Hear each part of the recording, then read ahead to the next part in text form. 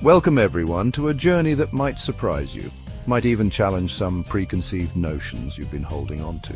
We're diving deep into the heart of two major world religions, Hinduism and Islam, not to point out their differences, but to unearth the surprising common ground they share. Think of it like this: you've got biryani and you've got dosa.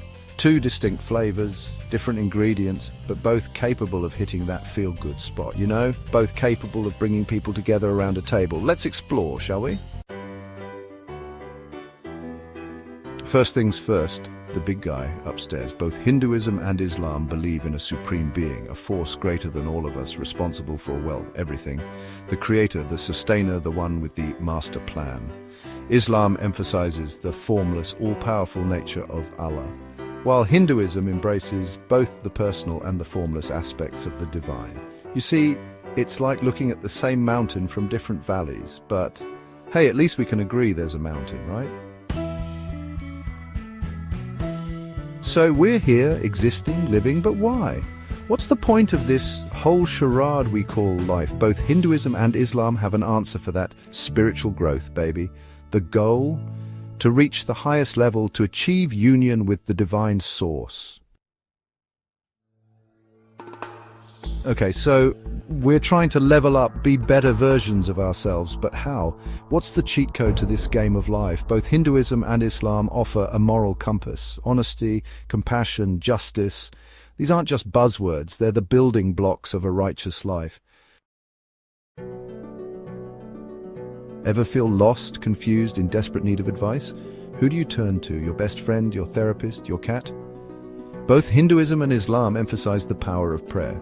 Whether it's through the 5 daily prayers in Islam or the chanting of mantras in Hinduism, the act of prayer is about connecting, surrendering, and seeking guidance from the source.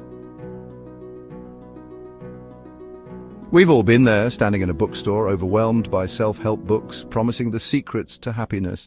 Both Hinduism and Islam have sacred texts. Think the Vedas, the Bhagavad Gita, the Quran. These aren't just dusty old books, they're roadmaps to a fulfilling life, filled with stories, teachings, and principles that remain surprisingly relevant today. Let's talk about the elephant in the room, or should I say, the afterlife in the room. Both Hinduism and Islam are pretty clear. This life isn't the end of the story, it's just one chapter in the epic saga of the soul. So maybe be nice, just in case, right? We live in a world obsessed with divisions, with drawing lines in the sand. Mutual respect, community service, kindness. These are the values championed by both faiths. Who doesn't love a good party? Both Hinduism and Islam understand the importance of celebration, of coming together as a community. Festivals like Diwali and Eid aren't just about lights and feasts, they're about strengthening bonds, sharing joy, and reflecting on the deeper meaning of life. We live in a world where injustice runs rampant, where inequality casts a long shadow. But both Hinduism and Islam believe in a just and equitable society, where everyone is treated with fairness and dignity. In our fast-paced, hyper-connected world, it's easy to lose touch with ourselves, with our inner peace. Both Hinduism and Islam emphasize the importance of spiritual practices, of taking the time to connect with the divine within. So what have we learned? That beneath the surface of different rituals and traditions, there lies a shared foundation of values, a common ground that connects us all. By recognizing these shared values, we can begin to dismantle the walls of prejudice and misunderstanding.